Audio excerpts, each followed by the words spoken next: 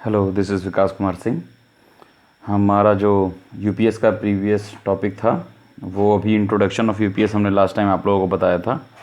अब आज स्टार्ट करेंगे यूपीएस के टाइप। हमने आपको लास्ट लेक्चर में ये बताया था कि दो टाइप के यूपीएस होते हैं, ठीक है, एक डायनेमिक और एक स्टैटिक। और स्टैटिक यूपीएस जो होता है वो भी दो टाइप का होता है। डायनेमिक यूपीएस जो है वो आपको इंट्रो वाले पोर्शन में हमने बता रखा है, उसका डिस्क्रिप्शन बॉक्स में आपको लिंक शेयर कर दिया जाएगा, आप लोग देख लीजिएगा। छोटा सा वीडियो है 8-10 मिनट का। और अब जो हम बात करने जा रहे हैं वो है शॉर्ट ब्रेक यूपीएस और नो ब्रेक यूपीएस। ये जो हैं आपके वो स्टैटिक यूपीएस के टाइप हैं। एक है आपका शॉर्ट ब्रेक यूपीएस और एक है आपका नो ब्रेक यूपीएस, ठीक है। इसमें क्या होता है, पहली बात तो स्टैटिक यूपीएस वो यूपीएस होता है जिसमें कोई भी पार्ट मूवेबल नहीं होता है, ठीक है। शॉर्ट ब्रेक यूपीएस और नो ब्रेक यूपीएस, ये नाम क्यों दिया गया है? नाम इसलिए दिया गया है कि जब भी कभी हमारी मेन सप्लाई ऑफ हो जाती है और जब हम यूपीएस पे स्विच करते हैं तो उस टाइम पे अगर थोड़ा सा टाइम लैप लगता है, जैसे मान लीजिए कॉन्ट्रैक्टर वगैरह के सहारे हमने यूपीएस को जोड़ रखा है, जैसे ही हमने लाइट गई उसने खट से स्विच मारा और कॉन्ट्रैक्टर से हम लोग यूपीएस सप्लाई पे चले गए, तो उस स्विचिंग में 40 से 50 माइक्रोसेकंड के बीच में, या मिली सेकेंड, सॉरी नॉट माइक्रोसेकंड, 40 से 50 मिली सेकेंड के आसपास का टाइम लगता है, ठीक है। ये बड़े लोड के लिए तो कोई बात नहीं है, लेकिन जब कोई फ्लोरेसेंट ट्यूब वगैरह या फिर एलईडी वगैरह की बात आती है तब ये जो स्विचिंग होती है उसमें हल्का सा डिप आ जाता है लोड में। अगर हम ये तो उसी के बारे में बात की जा रही है। हमारे पास अगर यूपीएस डायनेमिक टाइप का होता है जो कॉन्ट्रैक्टर के सहारे चलता है तो उसमें डिप आता है 40 से 50 मिलीसेकंड के आसपास का। लेकिन जब हम स्टैटिक यूपीएस की बात करते हैं, जैसा कि इसमें दर्शाया गया है, तो उसमें दो टाइप होते हैं, शॉर्ट ब्रेक और नो ब्रेक। तो शॉर्ट ब्रेक यूपीएस जो आपका होता है उसमें जहाँ 40 से 50 मिलीसेकंड लगते थे डायनेमिक वाले में, क्योंकि वहाँ मैकेनिकल कॉन्ट्रैक्टर यूज़ किया जाता था, ठीक है, यहाँ पर आपको सिर्फ 4 से 5 मिलीसेकंड लगते हैं।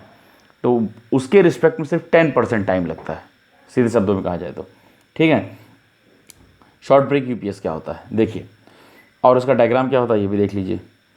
यहाँ पर एक डायग्राम बना हुआ है, ठीक है, इसमें कुछ नहीं किया गया है, कुछ पोर्शन मैंने रेड से बनाया है, बाकी पोर्शन मैंने यहाँ ब्लैक से बनाया है। ऐसा क्यों किया है अभी बताऊँगा।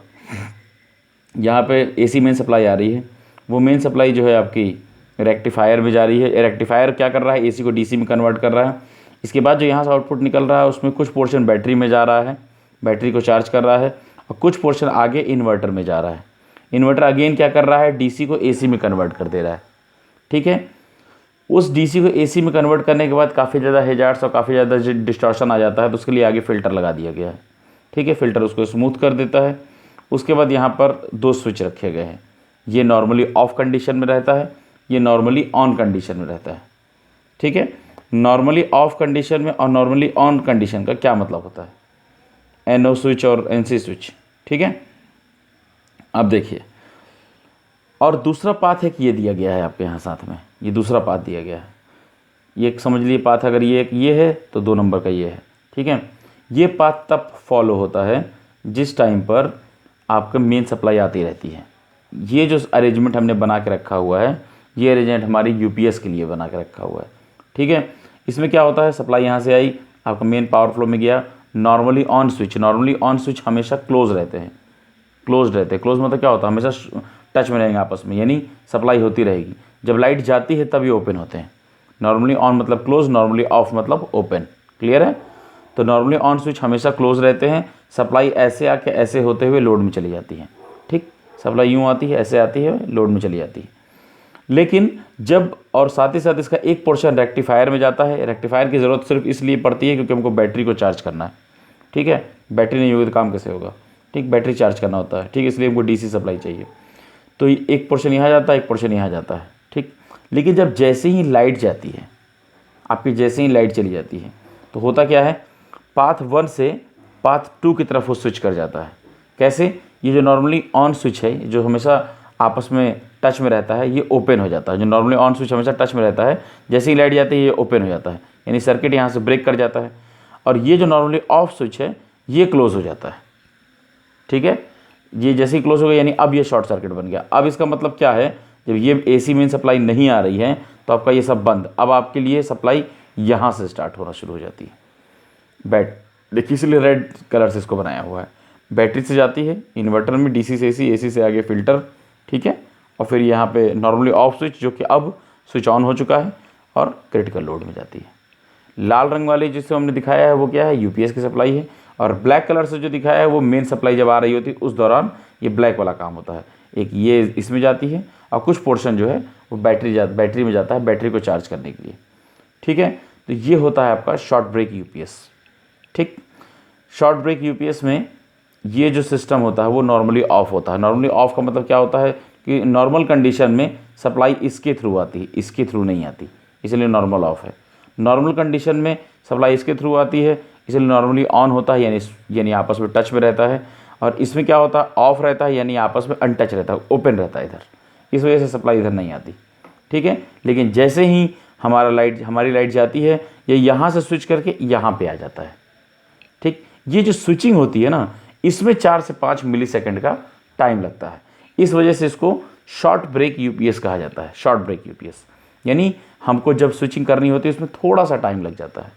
ठीक है, हम अगर कोई ऐसा सिस्टम बना सकें जिसमें ब्रेक हो ही ना, यानी जैसे ही लाइट जाए तो स्विचिंग करने की ज़रूरत ही ना पड़े, 4 से 5 मिलीसेकंड का टाइम लगता है वो भी ना लगे। ठीक है, अगर मेन सप्लाई रुक जाती है तो तुरंत आपको सप्लाई मिलती रहे, बिल्कुल लैप ना हो, आपको फील ही ना हो कि लाइट गई है, उसे कहते हैं नो ब्रेक यूपीएस। किसी भी तरह का ब्रेक नहीं अगर आपकी मेन सप्लाई ऑफ होती है तो। ठीक है, तो इस सिस्टम को देख लीजिए जो इसमें बना हुआ है। इसमें एसी मेन सप्लाई है, रेक्टिफायर यूज़ किया गया है एसी से डीसी के लिए, क्योंकि बैटरी को चार्ज करना है। जब बैटरी की चार्जिंग काम खत्म हो गया तो अगेन जो डीसी है उसको एसी में कन्वर्ट करने के लिए इन्वर्टर यूज़ किया गया है। इसके जो सिग्नल कंडीशनिंग के लिए फ़िल्टर यूज़ किया गया है, ऐसे स्मूथ आसा की वैल्यू। आगे नॉर्मली ऑफ स्विच है जो कि क्रिटिकल कंडीशन में ऑन होगा, और इधर लोड है, और नॉर्मल पाथ में इसको फॉलो करेगा। जैसे ही लाइट जाएगी तो फिर ये पाथ फॉलो होगा, देखिए रेड वाला पाथ। क्लियर? ठीक, यही सेम बातें मैंने यहाँ पर लिखी हुई हैं जो आपको बताया था। In this system main AC supply is rectified to DC and DC output charges battery. Here 2 types of switches, NO normally on and NC normally off. ठीक है, नॉर्मली ऑफ को NC कहते हैं, नॉर्मली ऑन को NO कहते हैं। ठीक है, अंडर नॉर्मल कंडीशन हमने यहाँ माना हुआ है, under normal condition NO are closed and NC are open. NO are closed, ये क्लोज रहता है नॉर्मल कंडीशन में, और NC आर ओपन रहता है। लेकिन जैसे ही लाइट जाती है तो ये क्लोज हो जाता है और ये ओपन हो जाता है, बस। ठीक है, यही चीज़ लिखी हुई है इसके अंदर, और कुछ नहीं लिखा हुआ है। ठीक है, अब देखिए ये तो हो गया आपका शॉर्ट ब्रेक यूपीएस। एक बार शुरू से एंड तक कायदे से देख लीजिए इसको। ठीक है, इससे रिगार्डिंग कोई भी क्वेश्चन होगा तो आप कमेंट बॉक्स में मुझसे पूछ सकते हैं। ठीक, अब इसके बाद हम आ जाएंगे इसमें। ठीक है, जो भी मैंने आपको बताया है वही सारी चीज़ें इसमें लिखी हुई हैं एज अ थ्योरी। देखिए ये जो सेम चीज़ मैंने आपको बताई थी ना, but in the case of power outage, मतलब जब लाइट चली जाती है तो normally off switch is turn down, normally off switch अब ऑन हो जाएगा और बैटरी से पावर डिलीवर होना शुरू हो जाएगी क्रिटिकल लोड की तरफ। ठीक है, इसमें सप्लाई में कितना टाइम लगता है, 4 से 5 मिलीसेकंड का, तो यही सब लिखा हुआ और कुछ नहीं है। ठीक है, इसके बाद अब हम आते हैं नो ब्रेक यूपीएस की तरफ। ठीक, नो ब्रेक यूपीएस, इसमें क्या हो रहा था, अब जरा इन दोनों को कंपेयर करिएगा अच्छे से। इसमें क्या हो रहा था, इस डायग्राम को ध्यान से देखिएगा। हम इस पाथ से इस पाथ पे आ रहे थे। ठीक है, हमें मेन सप्लाई हमने इस पाथ से ले रखी थी, इस पाथ से इस पाथ पे आ रहे थे, इस वजह से 4 से 5 मिलीसेकंड का टाइम लग रहा था। अगर कुछ ऐसी व्यवस्था कर दी जाए कि इसी पाथ पे हम चलते रहें, लाइट रहे या ना रहे, तो वो जो टाइम लगता है वो भी नहीं लगेगा। ठीक है, स्विच की कंडीशन देखिए, यहाँ पर NO नॉर्मली ऑन स्विच लगा है, यानी जो हमेशा कांटेक्ट में रहता है नॉर्मल कंडीशन में। यहाँ नॉर्मली ऑफ स्विच लगा है, यानी ऑफ रहता है नॉर्मल कंडीशन में। ठीक है, यहाँ पर देखिए क्या है, ये सेम डायग्राम इसका भी है। देखिए इधर यहाँ पे क्या है, एसी मेन सप्लाई है, रेक्टिफायर वही सेम चीज़ एसी डीसी में कन्वर्जन हो रहा है, बैटरी लगी हुई है, इन्वर्टर है, फिल्टर है, स्विचेस है। यहाँ तक तो सब सेम है, एज इट इज़ है। बस फ़र्क कितना है, वहाँ पर क्या था, यहाँ पर नॉर्मली ऑफ था, यहाँ पे नॉर्मली ऑन था। इस केस में क्या है, इधर नॉर्मली ऑफ है, इधर नॉर्मली ऑन है।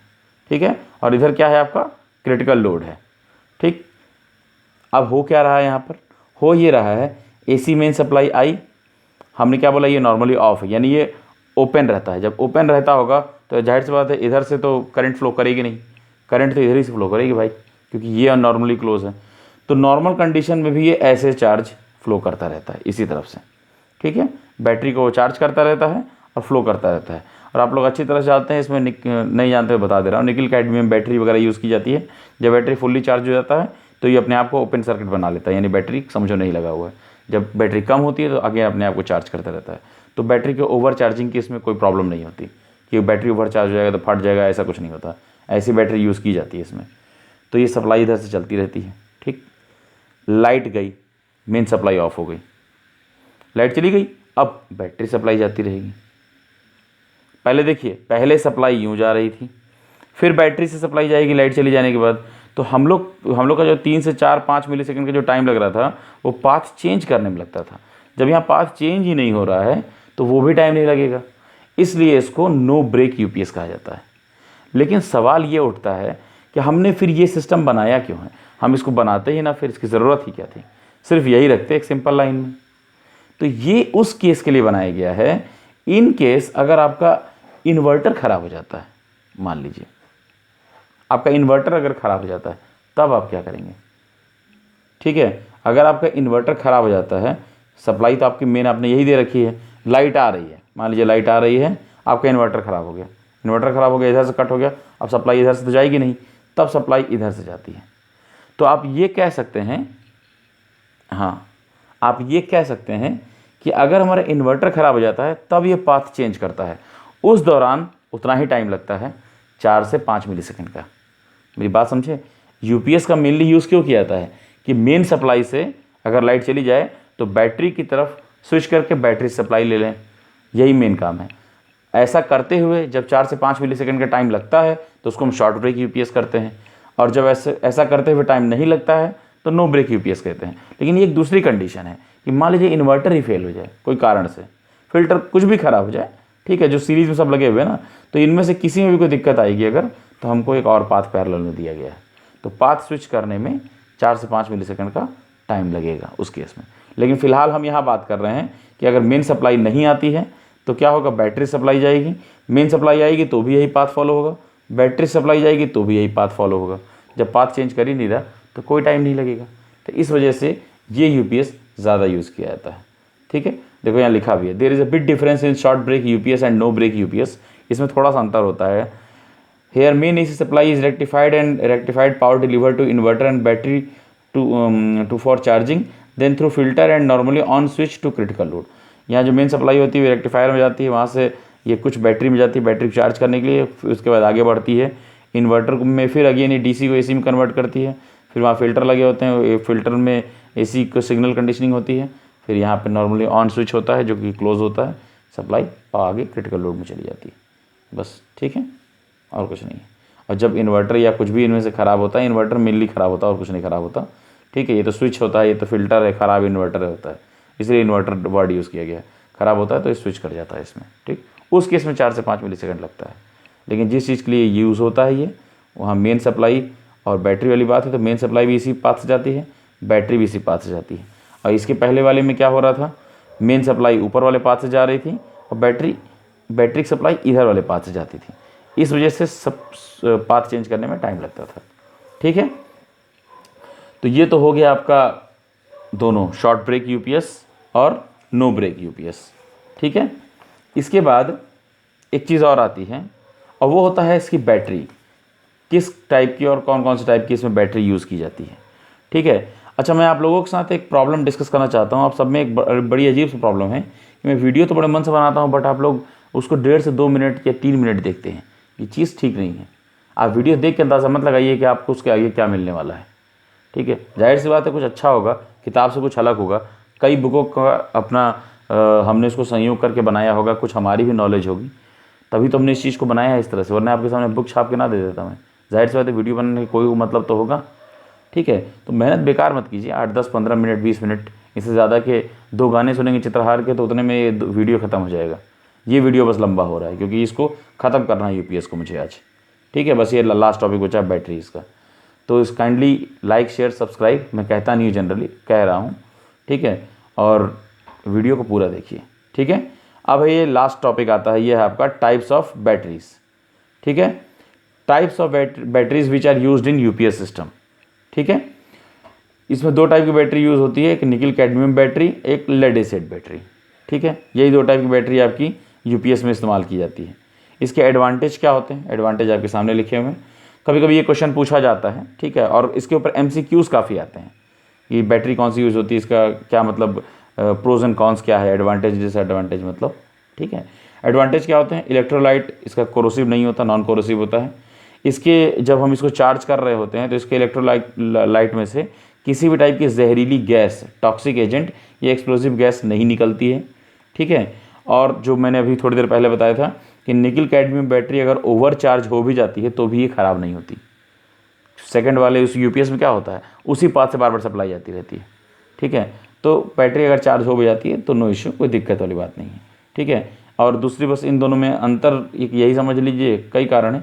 निकल कैडमियम बैटरी थोड़ी लेड एसिड से ज़्यादा अच्छी मानी जाती है और ये इससे महंगी भी होती है, लगभग 2 से 3 गुना महंगी होती है। Nickel cadmium battery lead acid battery से 2 से 3 गुना महंगी होती है, ये देखिए यहाँ लिखा हुआ है।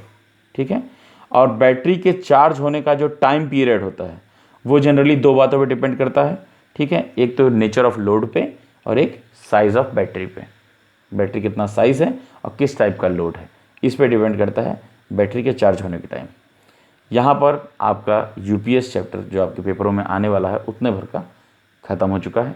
ठीक है, सो वीडियोस पूरे देखिए प्लीज़, काफ़ी मेहनत की जाती है इसके पीछे। मैं रात में बैठ के वीडियो शूट कर रहा हूँ, फ़ैन वैन सब ऑफ करके इस गर्मी में आप ही लोगों के लिए, तो प्लीज़ इसको पूरा देखिए, ये मेरी आपसे हम्बल रिक्वेस्ट है। Kindly like, share and subscribe, और कमेंट्स प्लीज़ दीजिए, अच्छे बुरे जैसे भी हों। ठीक है, तो इति समाप्तम, धन्यवाद।